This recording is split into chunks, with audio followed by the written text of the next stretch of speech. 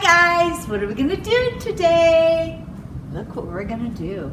Using fun, new, recycled papers. Look what we came up with. I can't wait to show you how we did this. Let's get started. So the first thing you're gonna need is a window. This one's about 28 by 24. You could go a little bigger, you can go a little smaller. You'll just adjust your imaging. I cut a piece of newsprint, and it is the dimensions of the actual glass in the window. This is the piece I'm gonna decoupage to the back side of the window. So what I wanted to do first is cover this. So I have this pile of paper to come through slightly under my decoupage paper. So I have a variety of, you can see some of the different colors, different fonts, different things, and this is what I'm gonna use to decoupage on the front of this. And I am just gonna start ripping pieces. And they don't need to be perfect. I'm gonna need enough to cover this whole sheet. And you're gonna be overlapping. So I am just gonna rip a lot, and then I will just keep these sheets, extra pieces I've cut for my next project. So just start taking some of all of this, ripping them in different sizes, and then we'll start decoupaging. Okay, so I've torn most of this paper up. And since this is going to be a lot larger piece, I've kept some of these pieces a little bit bigger. And then later I'll cut smaller ones to fill in. So we're going to just start layering these on here. So you could use a Mod Podge, you could use a slow gel dry medium, any type of decoupage medium you like to use. So the thinner your medium, your paper may wrinkle a bit more. So I'm going to use this Mod Podge today. It's a little bit thicker than your regular Mod Podge. It's for tissue and fabric. So this is a little bit more of a gel. And all I'm gonna do is just start laying them down. So I'm just gonna continue layering this until my entire background paper is completely full. So I'm gonna let this nice big piece dry. And then I'm going to trim the edges, and then we're going to add our next layer. So after your paper is dry, I'm just putting a piece of parchment paper over the top and ironing it a little bit smoother and getting out any wrinkles that might be in there before we start our next layer. So I'm going to be using my new recycled papers today, and this is one of the farm animals. The cows are on one side, and this rooster and chicken are on the other side. And I'm gonna be using the one big cow and the rooster and the chicken. What's fun is you can use any animals or as many as you would like on this. I am just gonna cut this in half because I'm gonna be using all the blue sky from all of my pieces. So what I'm gonna do is I'm gonna fussy cut out this rooster, this chicken, and this one big cow. Then this is another one of the farm papers with the trucks, the tractor, and this is the barn that I'm going to be using. So I am going to cut right here around the trees, fussy cut around the trees, around this and out, and I'm keeping the blue sky once again for my project.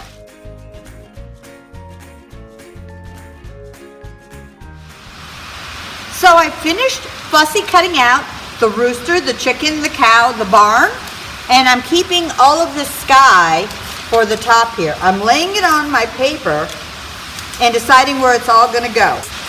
So where I decided I wanted my barn was I wanted to make sure my animals, especially the cow, whose feet reaches close to the bottom of the paper. Then I am just going to line this chicken up over that, under the rooster, and about right here. And this is what I wanted. You can decide how you would like yours. Just lightly mark with a pencil this edge and right here for sky.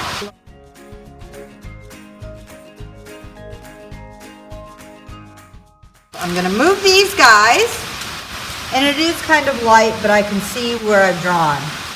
So I am gonna do a light blue wash over this before I put my blue paper on top.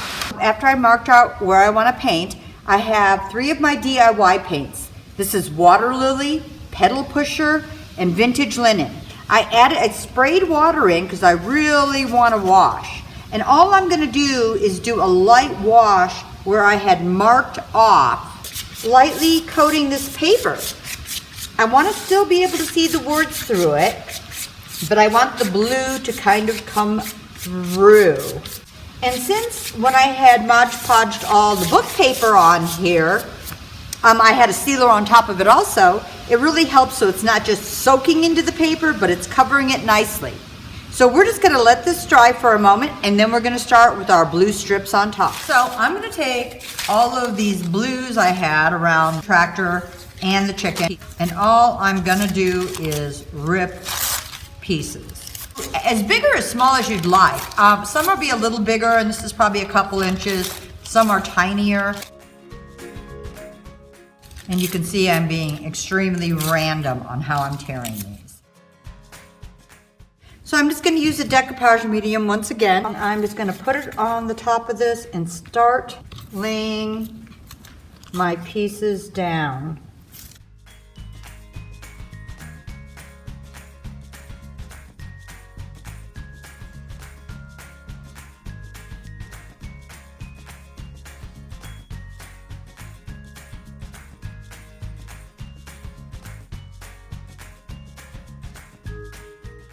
So I'm just gonna let this dry and then we will move on. So this is dry and I am gonna do a light wash over it just to blend it in together really nicely. And then we are going to Mod Podge this guy down. So I pulled my paints back out again, my little tray here. I'm gonna add just a bit more water to it because I want it really, really light. Just enough to blend all those pieces together, but not so dark you can't see any of the words.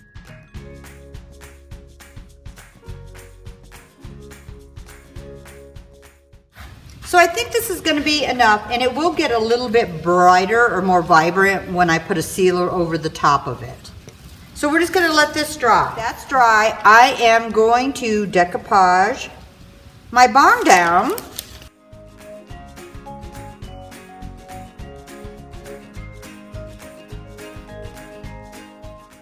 So I have my sandy blonde, and then I put some vintage linen over here. I tried to keep them a little separated, and I need to really water this down. I'm gonna just lightly go over this, and I'm just gonna go right up to the edge so it looks like it blends in. And I'm just gonna do this across the whole bottom and just continue on. I don't want it so dark I can't see through the paint, but I want this to all feel like it's blended all the way down in here.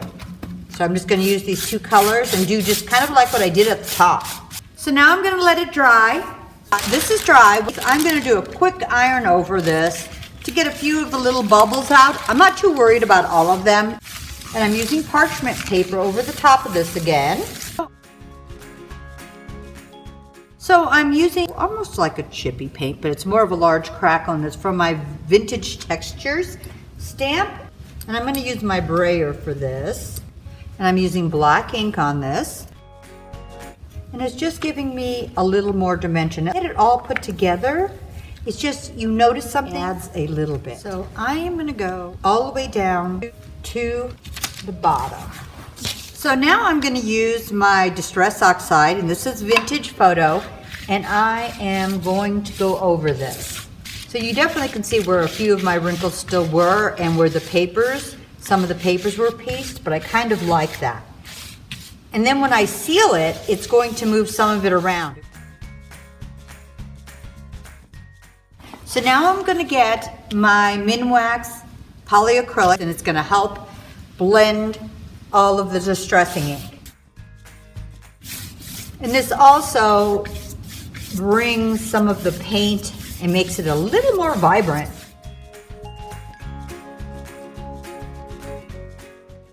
Okay, we're going to let this coat dry, and we're going to decoupage this to the window.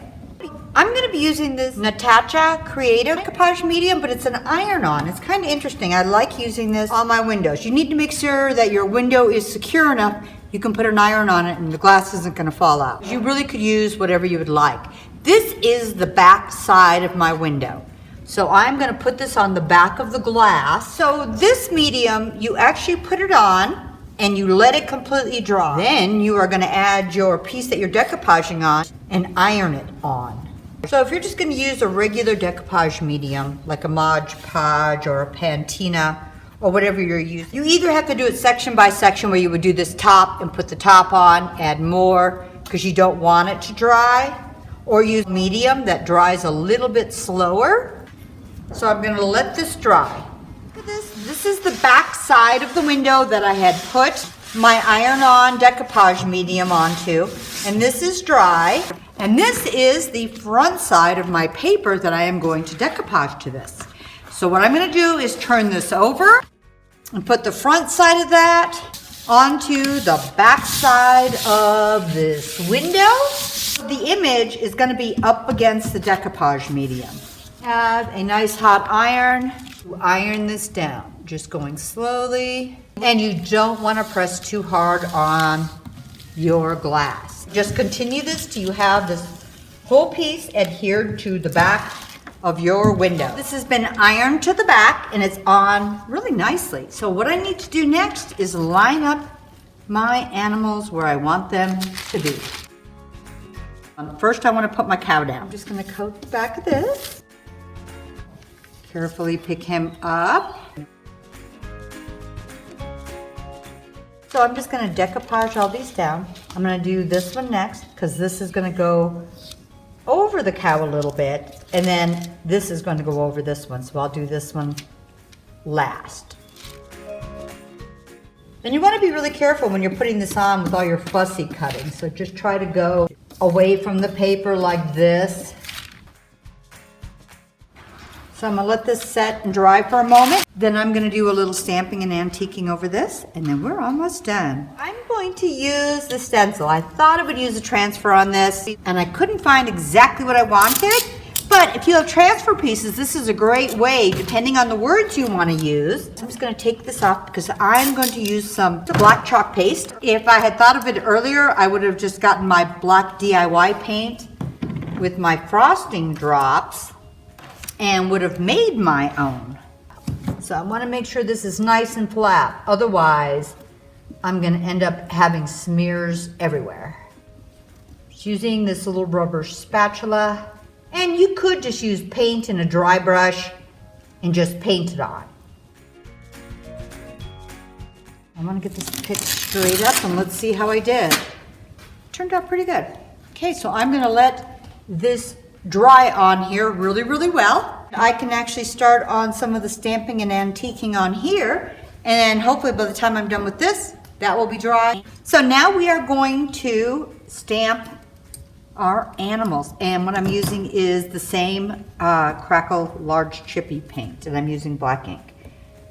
And what's nice on this is if I get it a little on the glass, I can just wipe it off right away. You just don't want to ever press too hard on this glass. So I am going to once again use my vintage photo, my Distress Oxide, and I am just going to go over these guys. If a little gets on the glass, I'm not too concerned, but I really want to just go over my animal. So you want to make sure your chalk paste or your paint or whatever you've done to get your words at the top is completely dry. And all of this is set and ready to go. So we have one last coat to seal the whole piece together, and we are done. So all I'm going to do is cover the whole thing. I don't mind that there's going to be brush strokes on here. So now when I go over the chalk paste, this is dry, but I don't want to do a lot of brushing over it. Okay, so I hope you guys enjoyed this. It was a fun way to do something just a little bit different, and I love these new papers that we are using, and maybe you can think of several different ways you could use them to mix and match with some of the other pieces she has. If you don't want to put this in a window, you could use this on any board. As you saw how we lined it all up on the paper, you could still just add these animals to the front of that, and you would still get such a fun look, whether you have a window or not. And I'd love to see what you guys do, but whatever you do, have fun.